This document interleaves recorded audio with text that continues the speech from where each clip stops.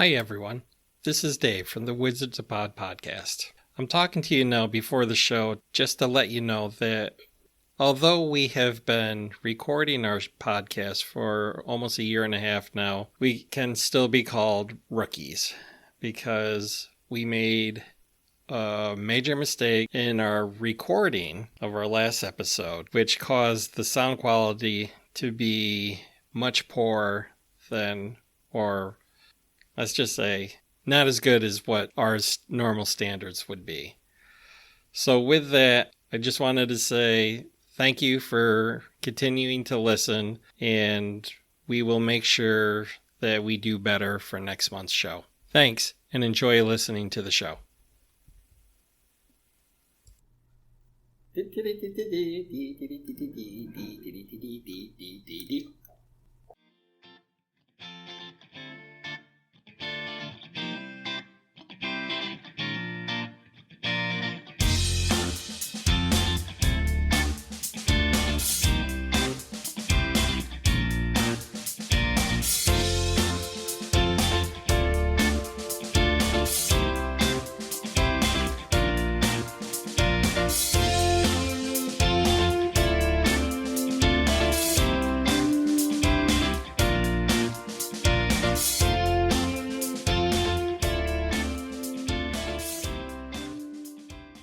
Welcome to episode 14 of the Wizards of Pod podcast, a podcast of professional librarians talking about podcasts. My name is Dave, and with me is my co-host Sarah, so join us as we discuss new and noteworthy podcasts along with information pertaining to libraries and librarians. So what's up, Sarah? How are you doing? I know I missed that. I was waiting for you to say, and I was like, "Oh, okay." What have we been up to since the last podcast? So last podcast. I went to Disney. Have I been to Disney since the last podcast? Well, I don't know. I didn't go. That was back in June. We're gonna say I went to Disney, so that was fun. Yay! Did you see Mickey Mouse? No. Ooh. Maybe, you know what? I did. I think because they do that. They do that daily. They walk around. They do the parade. Yes. In Magic Kingdom. Yes. So they're all on like the floats and everything. Is it? They also do a parade in Epcot. Epcot. Maybe it was Epcot that I was thinking of. It's in Epcot. They do it at dusk. Oh, so Magic Kingdom. They do it like around noon. Yeah. So yeah, it was Magic Kingdom that I was talking about. So yeah, I went there. Oh, cool. First time I went to Disney No for way. the real, for real, because I've been before, but just for one day, and you can't do anything. You got to do. You know, and it's been over 20 years since I've been there. So, but I forgot what the three each kingdom. You got to have at least one day in each kingdom. Yeah, Magic Kingdom, Epcot, Animal Kingdom, and Hollywood Studios. Wow! And the last time I was there, they only had the three. They didn't have Magic. No, obviously they had that. They had that. They didn't have Animal Kingdom and the Hollywood Squares or whatever it's called. Yeah. Squares is a game. Squares. Hollywood Squares. Yeah, it was a lot of fun. I went for 4 days. Nice. And it's good stuff. Yeah. I want to go back. I want to go to Epcot again. It was like the first time I hated it. Second time it was pretty cool. I got my water bottle from Epcot. Oh, neat. In London. Oh, wow. I guess in the United Kingdom. Yeah. But it was a lot of fun. And when we went to Magic Kingdom, we walked around 33,000 steps in one day. Oh my god! Insane. Yeah. I was surprised I could walk for the next day. I was gonna say I would be able to walk it, but the next day or two I would be in a wheelchair, wheeling myself around. I had blisters on each of my feet, but oh my god! Ouch. Oh gosh, it was a lot of fun. It was worth painful. it. Yeah, for the most part. Yeah. I would like to go back. Yeah, it was the last time I went, my kids were really young. Yeah, that's cool. Yeah. So, I haven't been doing much. I've just been melting from the heat. It has been so hot. Yeah. The heat wave has just not ended. I mean, Sometimes we get relief. Yeah, but not that much. Not It's much. like, oh my goodness gracious. Yeah. And it's been, I think I've heard that we're technically in a drought now. Oh, yeah. we are, because the Suffolk County Water Authority sent out a notice saying that you can't have irrigation going between 12 a.m. and 7 p.m. I mean, sorry, 12 a.m. and 7 a.m. Yeah. And to try to limit like your use of the shower and all this stuff, because we're in a drought. Yeah. We're technically in a drought. I'm surprised that they were saying you cannot do the irrigation between 12 a.m. and 7 p.m. because that's during the night, and that's when it's most likely to go into the ground, whereas once the sun comes up, a lot of it, they tell you not to do it because it evaporates. Yeah. And it's also acts as a magnifying glass for the rays, and it's harmful to the plants. I was just reading this morning, actually, because we sent out a new newsletter, the weekly newsletter, and the Suffolk County Water Authority had given us that information. Yeah, but oh my gosh, my energy bill for last month was insane, because I kept my AC going during the day because it would get so hot, and my house gets so humid and hot, and my cat is just a big ball of fur, and I didn't want him to I didn't want to come home and see him heat stroke. So I was keeping it going every day. I mean, and the other thing is, you come home and then you only have 2 or 3 hours, and then you're going to bed. If you leave with this heat, you leave the AC off. You come home, it's going to take those 2 or 3 hours just for it to cool off. Yeah. And then you're miserable. Yeah. And then it's time to go to bed. Yeah.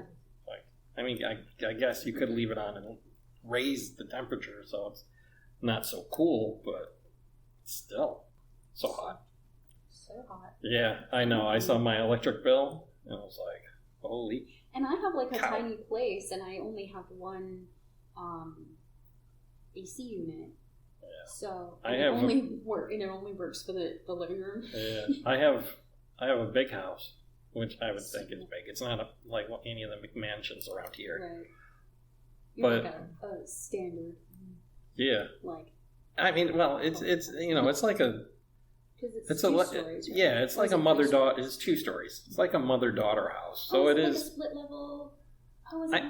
Yeah, it's not necessarily split level, because a split level ranch, a lot of times when you go in, you go down to one part and then it goes up. Yeah, there's the 2 staircases. Yeah, where this, you either go straight in or you go up the stairs. But the way it's set up, I mean, it could be a 1-family house, but then it would be it would be a 5-bedroom, 2-bathroom house. Mm-hmm. So, I mean, it's a pretty good size house. Yeah. But as it is right now, it's, the downstairs has 2 bedrooms and the upstairs has 3 bedrooms. And it's divided off. So there's one entrance to go in, and then you can either go up the stairs to where I live, or you can go down the little hallway, and then there's another door for where my mother-in-law lives. Why did I always think that you and Sam were downstairs and she was upstairs? Well, because normally that's how you think it would be, because, I mean, we're the ones that's really paying the bills and everything, but she's 80 years old. Yeah, she can't really downstairs. Yeah, so the laptop keeps going to sleep. Really? So, yeah, turning off the energy saver. As we're talking about heat and electric, gotta turn off the energy saver. But, yeah. What was it? Oh, yeah, so, I mean, geez, just upstairs I have 3 air conditioners, and I usually put another one in for 4. And then the downstairs has 1, 2, 3 air conditioners. So. Although the downstairs, there's really only 1 air conditioner that gets used. And this year, trying to save money, we're only using 2 air conditioners. Mm-hmm. But they're working so hard. Yeah. No, I'm using 3 air conditioners upstairs. The electric bill. Yeah. It's more than I ever paid before. Yeah. So, let's talk about podcasts. Yeah. This year, let's say last August, we celebrated National Dog Month, because August is National Dog Month. Mm-hmm. And we celebrated our lovable canine pals during the dog days of summer. This year, we decided that we'd give some love to our feline friends by discussing our favorite cat-themed shows, because cats rule and dogs drool all over the place. As a reminder of why cats rule, here is some information about cats from Wikipedia. The cat, or Felis catus, is a domestic species of the family Felidae? Felidae. I don't know. Felidae. I meant to use the pronunciator website, and there's a couple of names too I needed to use it, and I forgot, so we're just going to mess things up. Felidae. We're going to go with Felidae. Yeah. And is the only domesticated species in the family. Often referred to as the domestic cat, to distinguish itself from its wild brethren, a cat can either be a house cat, a farm cat, or a feral cat. The latter ranges freely and avoids human contact. Domestic cats are valued by humans for their companionship.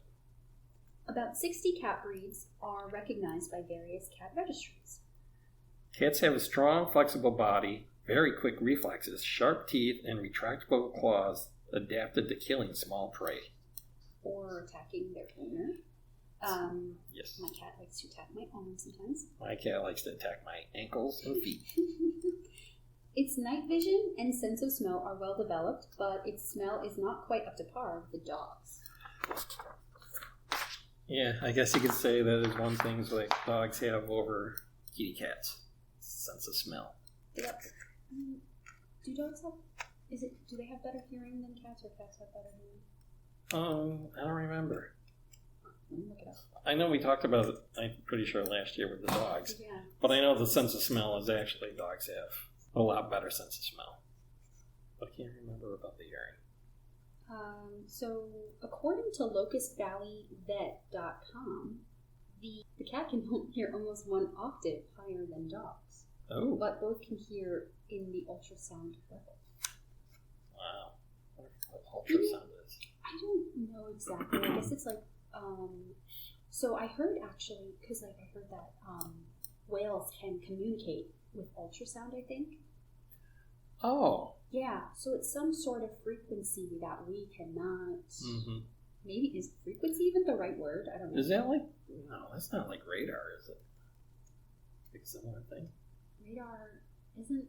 That's where the sound, the bats will shoot out the sound waves, and it bounces back, and that's when they can tell things that are ahead of the distance and speed and stuff. It might be something similar but different because they're. It's ultrasound. It's ultrasound in that radar. Well, maybe it's something similar, but that's how it's a form of communication and not navigation. Go, hey Siri, what's the difference between ultrasound and radar? I'm just gonna look up what ultrasound is first. Wait, ultrasound, that's what you do when you want to see the babies. Sonograms. They use ultrasound. Oh no. I don't understand. Ultrasound, I think, is what they use in physical therapy. They do use it in physical therapy. Ultrasound octave? No. Ultrasound meaning. Sound or other vibrations having an ultrasonic frequency, particularly as used in medical imaging. So there's the ultrasound scanner. But then there's also the sound part. Wow. That's really... But yeah, so I heard that whales communicate with ultrasound. Mm. Yeah. Let's get back to cats. Yes. Cat communication includes vocalizations like meowing, purring, trilling, hissing, growling, and grunting, as well as cat-specific body language. My cat likes to, I guess you could kind of call it huffing, or similar to grunting, but like when he gets really upset, you can hear him like let out like a really deep breath of air. Oh, really? Like that. Yeah. Okay, yeah. Like a bull. Yeah, my cat is very, very vocal and just and everything. And she has different types, and you can tell when one's like, I'm about to murder your feet, and the other one's like, feed me. And sometimes you'll hear one right after the other, because if they say feed me, and if you don't, then she's like, going to attack. I am about to scratch. Cats are also predators that are mostly active at dawn and dusk. The cat is a solitary hunter, but a social species. Female domestic cats can have kittens from spring to late autumn, with litter sizes often ranging from 2 to 5 kittens. It was long thought that cat domestication began in ancient Egypt, where they were venerated, but recent advances in archaeology and genetics have shown that their domestication occurred in Western Asia around 7500 BC. As of 2021, there were an estimated 20 owned cats in the world. As of 2021, there were an estimated 220 million owned and 480 million stray cats in the world. As of 2017, the domestic cat was the second most popular pet in the United States, with 95.6 million cats owned and around 42 million households owning at least one cat. In the United Kingdom, 26% of adults have a cat, with an estimated population of 10.9 million pet cats as of 2020. Wow. That's cool. Yeah. Cats are amazing. Yes. So with that, let's get on with our reviews. Let's do it. Yeah. So my first review is going to be the Cat Café podcast. The Cat Café podcast is an exciting pasta. It's an exciting pasta dish. The Cat Café podcast is an exciting podcast that is just what you need if you are a proud cat owner. Described as an awesome podcast for veterinary and healthcare providers, the podcast talks about everything feline. Famous cat medicine expert Dr. Susan Little and veterinary surgeon Dr. Jolie Kemperstein. Sorry about the name. Kerpenstein. Sounds much easier than the name looks. That was one where I wanted to pronounce it either. Or the pronouncer. Well, anyways, veterinarian surgeon Dr. Jolie Kerpenstein discusses feline medical surgical topics while also highlighting simple and practical solutions. The podcast also features some amazing guest experts. So if you like cats, and you will love this podcast, and you can follow them on Instagram, Facebook, and Twitter at Purrrcast. Forgot a T in that. I was just going to ask, should you spell that out so people know how to find it? At Purrrcast, Purrrcast. Because I was wondering, I thought maybe they purposely left out the T, and that was just how they did it. Yeah, no, that was bad me. So, with that said, why do I like this podcast? And I'll have to admit, much of it is because it reminds me of our podcast. How do you say that could be? Well, much like ours, the podcast is relatively new. It only has 62 episodes, which is still a lot more than ours. But it's rated 5 out of 5 stars. But it only has 7 reviews, so it doesn't have a lot of reviews. But as I've said before, I think this is a diamond in the rough. Episodes are published every other week and are, about 10 to 20 minutes long. So, that is a plus for me. Because I love my short podcasts. Mm-hmm. Get them started, get them done real fast. Go on to the next one. Other ways that it reminds me about our own podcast is that the show is relatively new and is not created by audio professionals. So, like us, they're still trying to figure out things on the technical side of creating podcasts. The sound, that's a nice way of saying, the sound isn't the best, but the hosts are knowledgeable about their trade, and the show topics I feel are very interesting, so it is very easy to forgive the lower audio quality. I mean, if you like cats, the topics they discuss are excellent, and I mean they're both vets or in the veterinary business, so they're very knowledgeable about what they're talking about, and I mean that makes it a plus. Yeah. I mean, they're short, so Yeah, even short. if it's not for you, it's not like you have to stop. You can like get it done and be like, who knows? Yeah, it's funny. Every time I see a short, like a podcast for this, and they have short episodes, I think Dave would love this. It's perfect, just because they're short episodes. I personally, I guess it depends on the subject of the podcast episode. But I like longer episodes because I feel like if it's too short, like it's just too. It's if you like it, it's like it begins and it's done before. Done already, yeah, and then you're like, I want more. Yeah, I would feel, I do feel the same way. However, though, the thing that gets me is I've got like so many podcasts in my queue, and a lot of them, they come out every week or every 2 weeks and stuff, and it's just something about me. When the library starts to get backlogged, I'm like, oh my God, I got to catch up. Catch up. And then I get very anxious, and I really don't like skipping episodes. I was just going to ask, are you the type of person who, when you find a new podcast, you have to start from the beginning?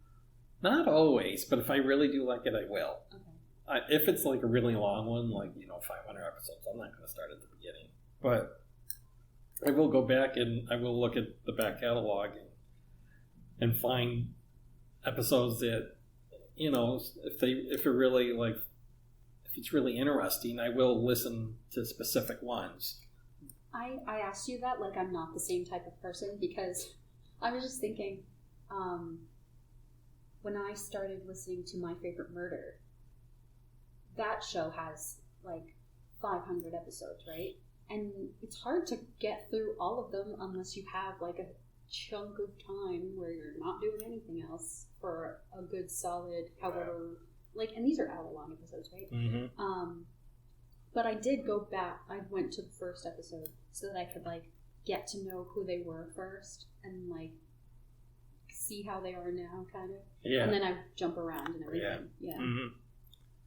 So my first podcast pick for this month is the Purrrcast. That's Purrrcast,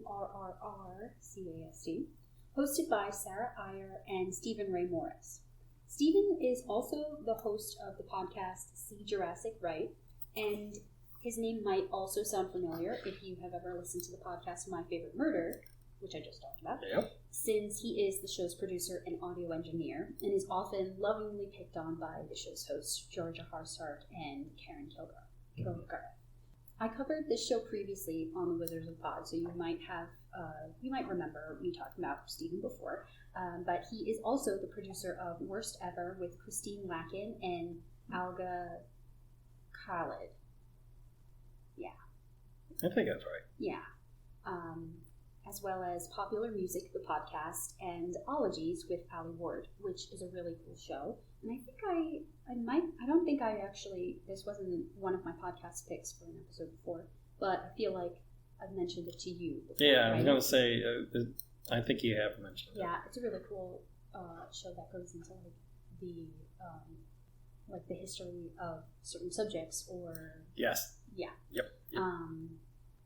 And Sarah has guest starred on podcasts such as the show Dumb Nerds, comedians talking about smart topics. They're Too Dumb For, which is the whole title of the show, where they talked about Bigfoot. And also she has starred on the show Afternoonified, their episode on cats. Afternoonified is a show where the hosts try to explain weird occurrences in science history and the paranormal through comedy. Why did I say comedy like that? They're comedy. In the Purrrcast, Sarah and Stephen, quote, talk to cat people because they can't talk to their cats. Which, I mean, you could talk to cats, but... I talk to my cats. I talk to my cats too, but we're never going to actually get a real human response. No. We'll let you know that they're cranky, but they won't... Yeah, I'm cranky, I'm hungry, I saw a bird. Yep. So they will often invite guests to the show who are cat lovers like themselves, such as artists, authors, comedians, and fellow podcasters. Guests include author Justina Ireland, who wrote Star Wars The High Republic, A Test of Courage, as well as author of Adventure Cats, Laura J. Moss, and well-known comedian Margaret Cho. Oh. Yeah. I like her. Yeah, she's really fun. Yeah. Each guest comes on to talk about their love of their cats, their own cats in general, their experiences with cats, and all things that make a cat a cat. The duo will also include episodes where they do commentary on TV show episodes and movies that are about cats. This includes Star Trek's the Star Trek TV show episode called Cat Spa, the movie The Aristocats, great movie, and an episode of Sabrina the Teenage Witch called Cat Showdown, along with many other commentary episodes. The show started back in 2015 and has 4.8 stars with 1,500 ratings on Apple Podcasts. There are currently over 366 episodes out of the show, and each episode runs about 40 minutes to over an hour and a half. Longer. Yep. Stephen and Sarah are a lot of fun to listen to, especially because they talk about cats, and it's fun to hear how other people rave about their own cats or complain about them, because, there's always something to complain about. So if you're interested in hearing more about other people's cats and how could you not be, new episodes come out every Wednesday on Apple Podcasts, Spotify, Amazon Music, or wherever else you get your podcasts. I definitely want to check that one out. I want to hear about all these different people talk about their cats. Honestly. Yeah. Who doesn't want to talk I know. about their cat, right? Yeah. We don't want to hear about other people's cats. Just bring you joy and pain. Yes. My second review is going to be on the Community Cats podcast. The Community Cats podcast is the brainchild of Stacy LeBaron. Stacy has over 20 years of experience working with community cats in Massachusetts. I have to admit that something that I learned from this podcast is the term community cat. I had never heard about that before, so it was news to me. I didn't either, but yeah.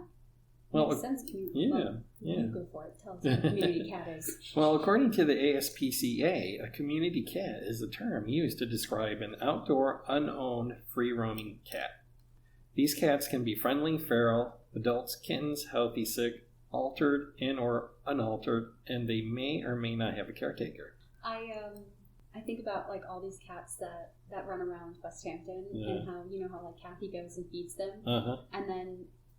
You think about how many other people are probably going out and feeding them too. Yeah. But it's probably not as many as you think. But they probably do have some good places to go for food. Oh, I think so. I used to feed a whole bunch of cats that are at my old house in Westhampton Beach, and then I heard that I lived near Strebels. Right. Dry cleaner. People would go, or the cats would go over there too. Yeah, well, the Kathy used to go there and feed a lot of cats. And then there was also the neighbor behind me who actually now owns one of the cats that I would feed. And she also fed. Well, I even know that one of my mother-in-law's cats. It's not I guess in a way, even though it's not unowned, it's a community cat because. There's at least two of our neighbors who put out food for. In the past, I would have thought of it as feral cats. Yeah. But Herc at midnight, he'll come in, he'll eat in the house, and then he'll leave, and you'll see him. As he's patrolling his territory, he'll go to the other houses, and he'll take a little bite of food from each one. That's so funny. I see TikToks about cats that do that, and there was a really, really cool documentary on cats that I watched. It was on Netflix. I can't remember the name of it. I'll have to look it up.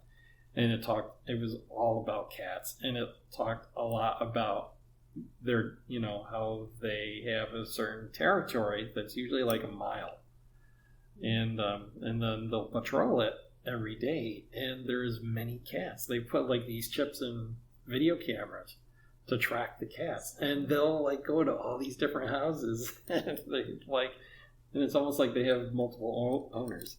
It's so cool. I think cats are so fun. Yeah. So to get back to the review after the big tangent.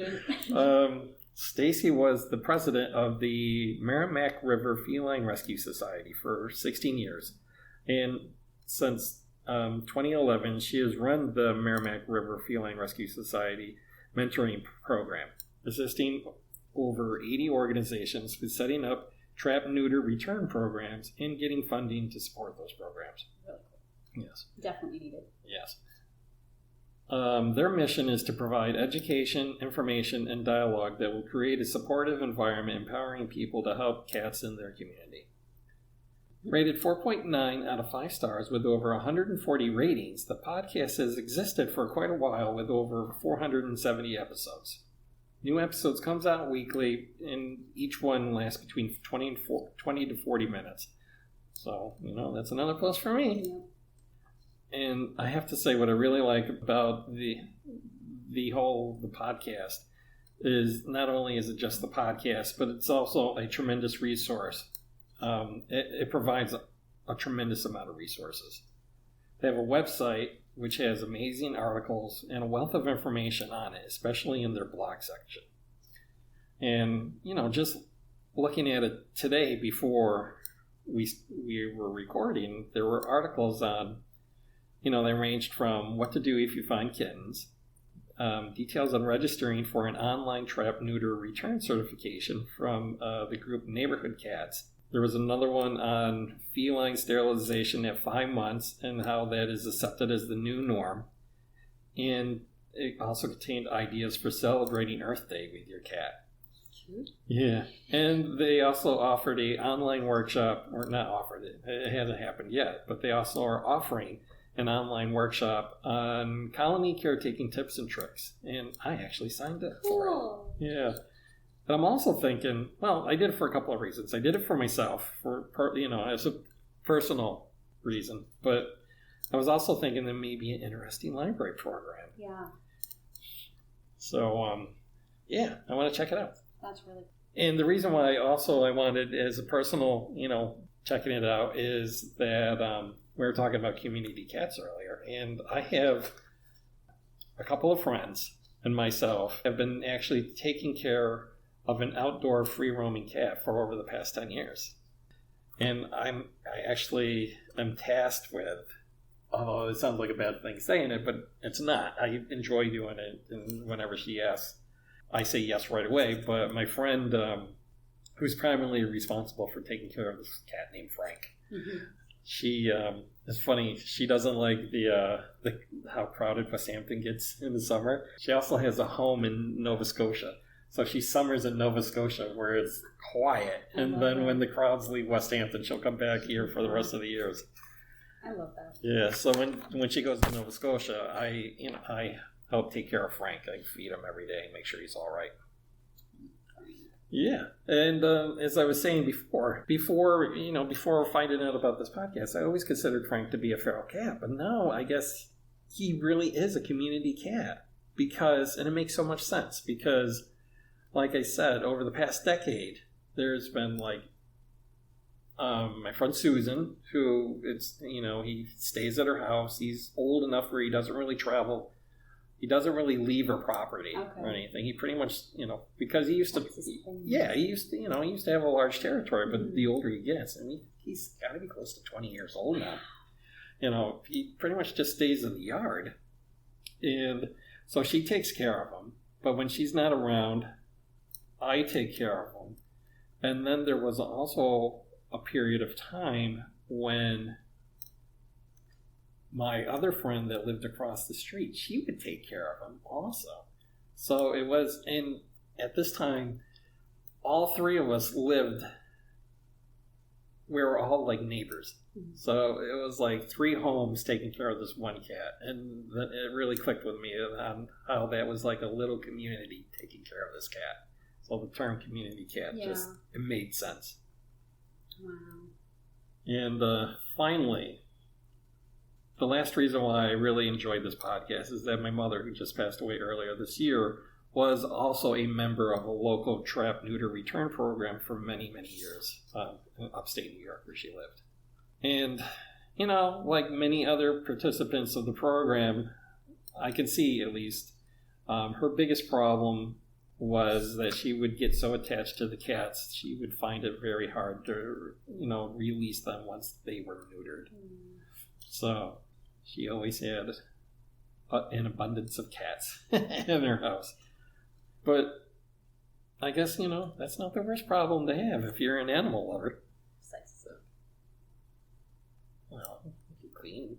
How many cats in here? Well, I mean, if you have a reason about it, it's all right. But yeah, she would go overboard. One time I caught her with 13 cats, and I was like, no! That's crazy. Were they like all indoor cats, or did she let them out? No, they're all indoor.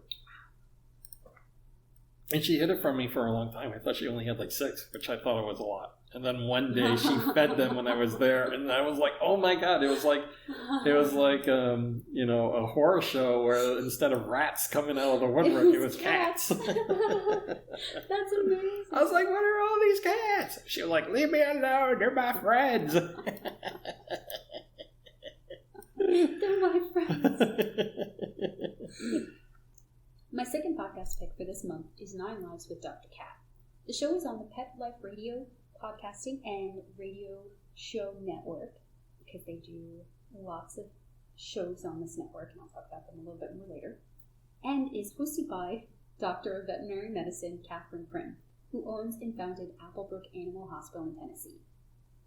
Dr. Cat is a writer, speaker, and online voice for pet owners and veterinarians, as well as a fear-free certified professional, enabling her to speak with other veterinary professionals, pet owners, and students about decreasing stress in animals with effective communication. If you're a cat owner, you know that there are a lot of silly, weird, and worrying things that cats do, and Dr. Cat's podcast is all about that and more. The host talks about various topics, including hairballs and whether they're dangerous, what your cat's poop should look like, how to make moving less stressful for your cat, hazards for various holidays like Halloween, and many more topics. The host often invites a guest to help with it to inform listeners on all things cats, including Dr. Lisa Rodasta, a board-certified veterinary behaviorist and fear-free certified professional, New York Times bestselling author of My Life in a Cat House, Gwen Cooper, and Erica Engelhart, a writer for Science News and National Geographic, and many more guests as well. Fun fact, I learned that there is a dating app for cats. Ooh, that would be awesome. While I was researching for this episode, I found through the Dr. Cat's podcast that there is actually a dating app for cat lovers called Tabby, and also a dog lovers dating app called Dig. So if you're looking for your significant other to be in love with a cat, that sounds weird. They make dating apps for everything. They really do. I just found out. Oh, who was it? It's a famous musician. From Motley Crue, Tommy Lee. He used to be, married to Pamela Anderson, and then they got divorced. His current wife, he met on. There's a dating app for celebrities.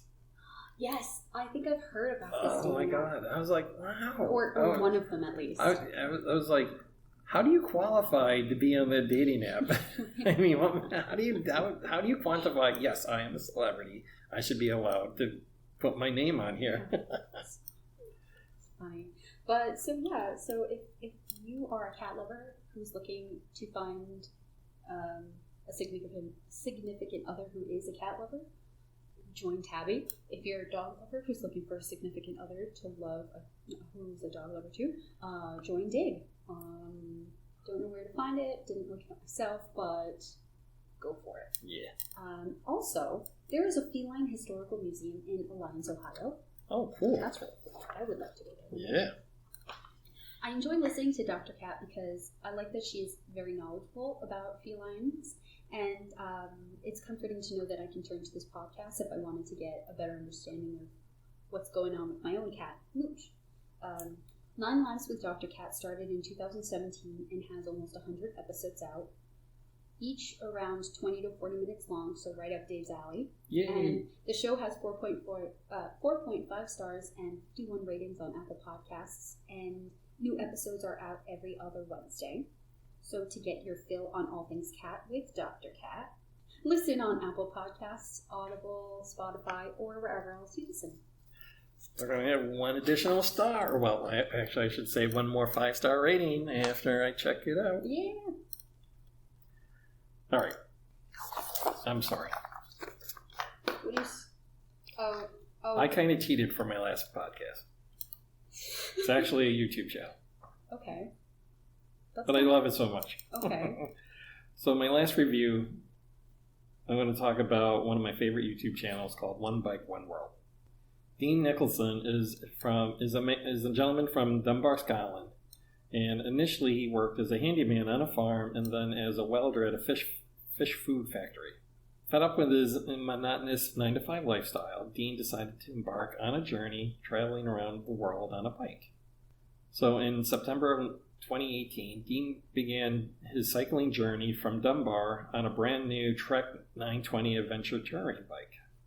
So you may be wondering why I chose Dean and his YouTube channel as my last podcast pick.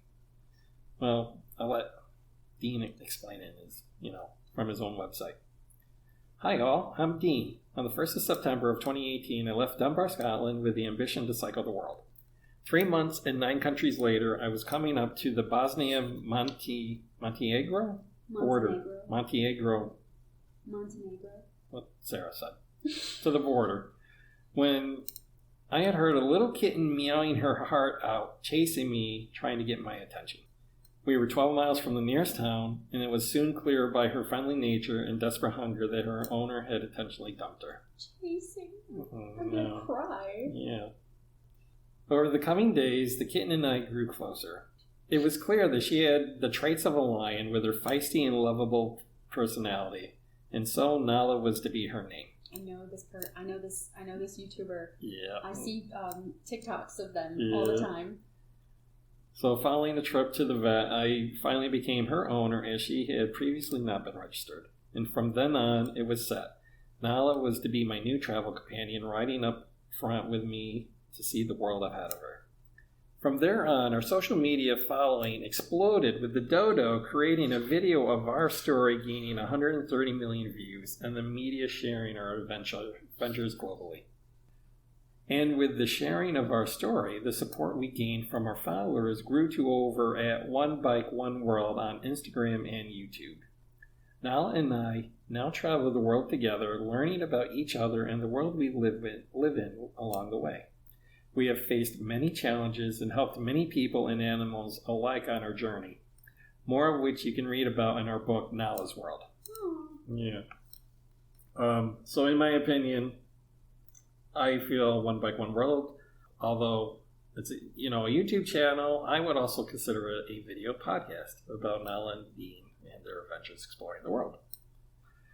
So what do I like about it? Well, what I really, really like is that you have Dean, who you'll notice from the video is a very gruff-looking man, sporting a beard, covered in tattoos, usually wearing a bandana, and his cute cat. Before Nala, not many people would interact with Dean. But as he started cycling with her, many people began talking to him, offering him drinks, and showing interest in knowing him. And another reason why I really feel that the video aspect of One Bike, One World is important is that Dean has a GoPro camera, and the way he has it set up, it shows him riding his bike with Nala sitting in a basket attached to the handlebars, also seeing the world as the viewers do, which makes it, it's almost like you're able to see the world through a cat's eyes, and who doesn't want to do that? You can still enjoy the show just by listening to the audio, but the video makes it just a little bit more special. And lastly, I have to say, I believe One Bike, One World shows that podcasting, it really doesn't have to be audio only, but it can also encompass different forms of media. It's a wonderful channel. It's a great show, and watching it, you'll see many times where they'll find like other strays, and he'll pick them up and take them to vets, and he'll pay for the bills and everything to get them the help that they need, and then a lot of times he'll try to find a home for them. Yeah. So, yeah. That's amazing. Yeah. Very cool. Yeah, I do. I see. I'm probably have seen that Dodo video, and I do see. I'm almost positive that they have a TikTok because I see videos on there all the time. Yeah. And this reminded me of. Do you remember that game that we had for the VR? And we would use it in Game On, and you could play as a cat. Oh, yes. I can't remember the name of it. Oh my god, it was such a fun game, and I wish that I could go and play that right now. Yeah. Actually, you could jump up on things and knock them over, and you get points for it. I know. And then there's also this other game that's out now, where you can play as cats. Oh, really? But it's not a VR thing. Right. I don't know the name of it though, but I've seen TikToks. I'll have to look into it, but I really, really want to play that VR game right now. Meow. My final podcast. Get it? Yeah. Okay. Meow. My final podcast pick for this month is Cattitude, hosted by Michelle Fern. Michelle has been the show host since 2017, although it originally started in 2008 with a different host. And back in 2010, she created her first podcast, Best Bet for Pets, both shows of which are run through Pet Life Radio, which I previously mentioned about in 9 Lives with Dr. Cat. Michelle was originally behind the scenes as the marketing guru and helped to develop the Pet Life Radio brand when it first started back in 2007. Pet Life Radio is definitely a go-to spot for pet podcasts because there are over 30 different podcasts on the network, and they range from, there's dog and cat, there's many dog and cat ones, then there's other videos too, other podcasts too.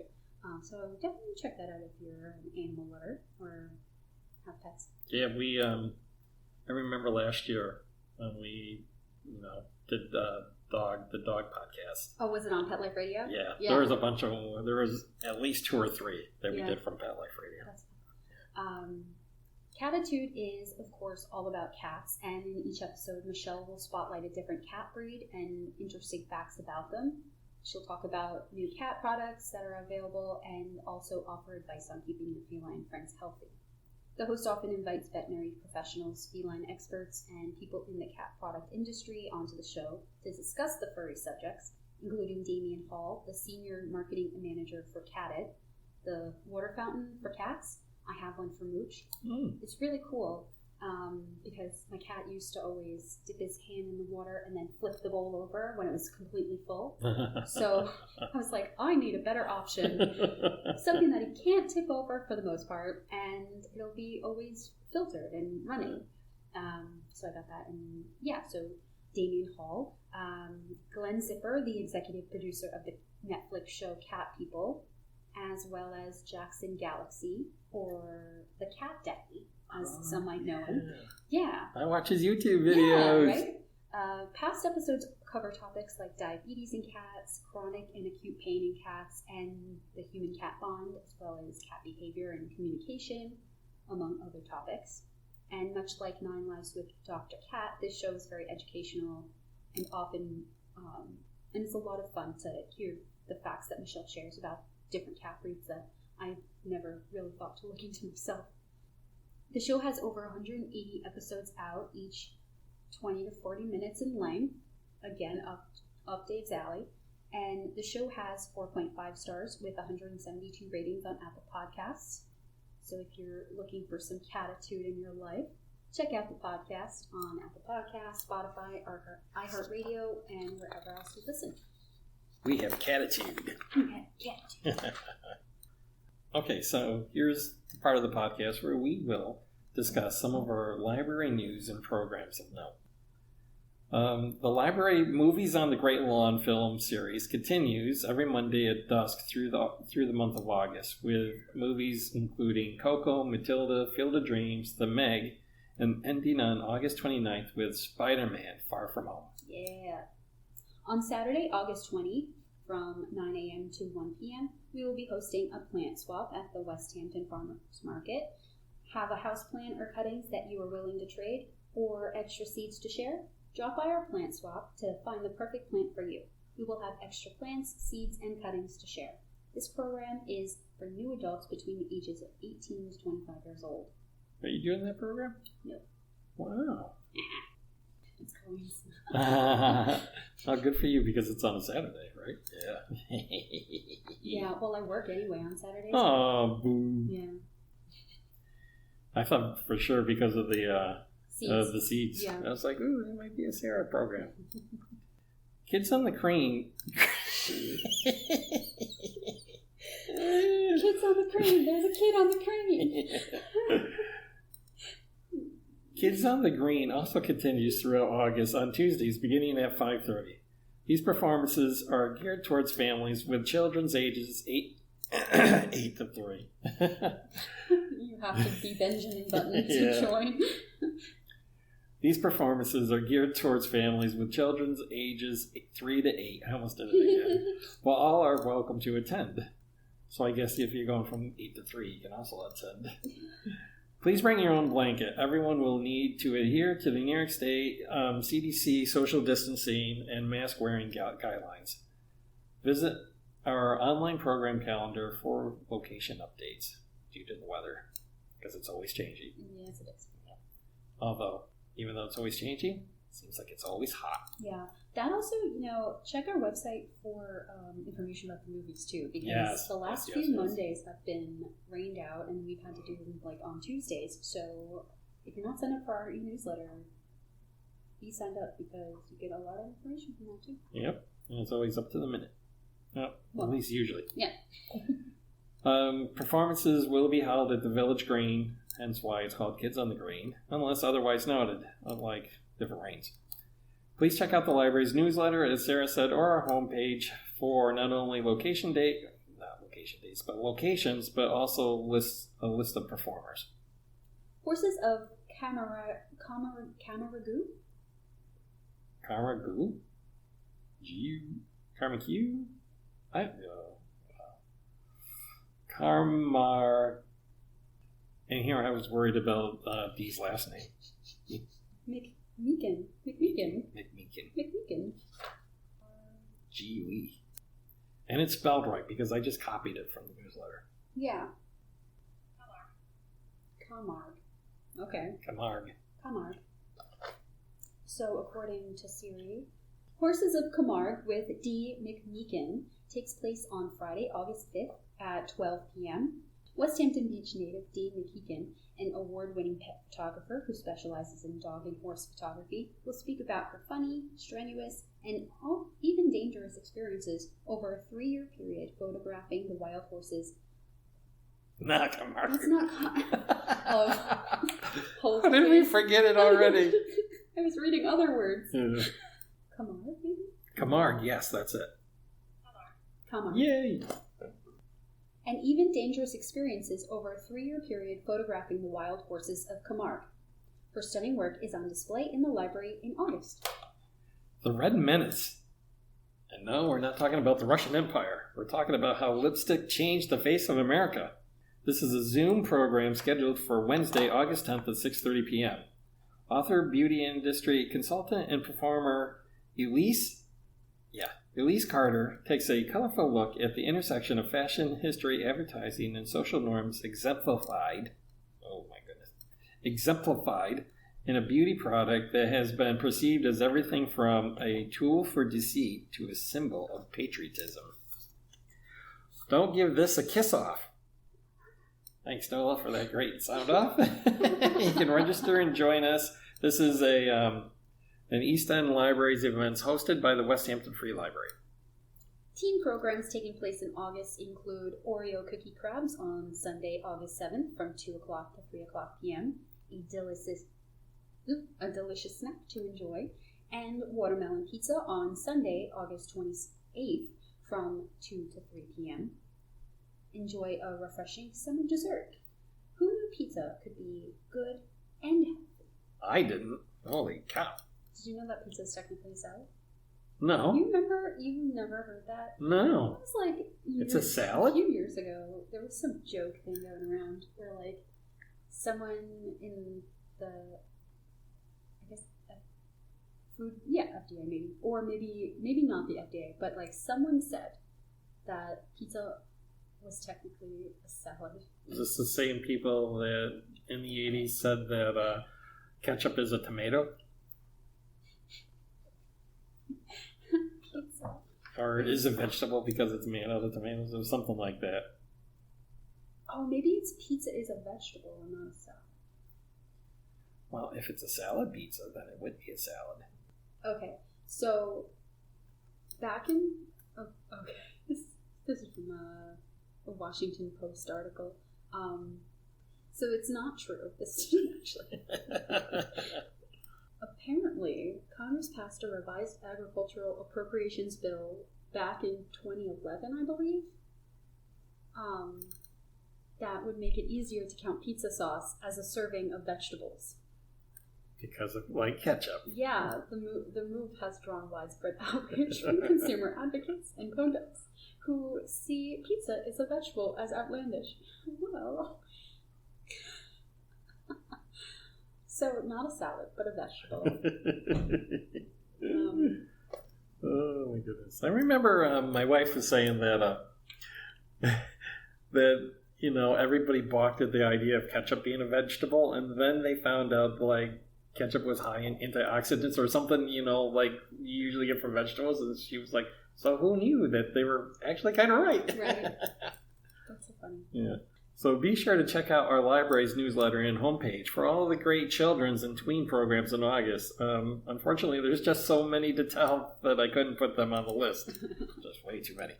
Stay tuned for next month, which will be released on Thursday, September 1st, and it will cover Hispanic Heritage Month. We share our favorite podcasts hosted by and centered on members of the Latinx community. You're listening to the Wizards Pod Podcast, a podcast of professional librarians talking about podcasts. For more podcast news and updates, follow us on Twitter @PodWizards. You can find a link to all of the podcasts we've discussed in the show notes. Music for this podcast was brought to you by the Ben Sound royalty-free music.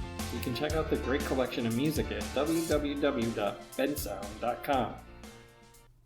We did it! Yay! And it's 4:39. Yep. That was by far the longest. Well, we did do a lot of talking before we actually got started, I guess. Yeah, but we've recorded for 2-1-0. We've recorded for 1 hour and 10 minutes. Wow.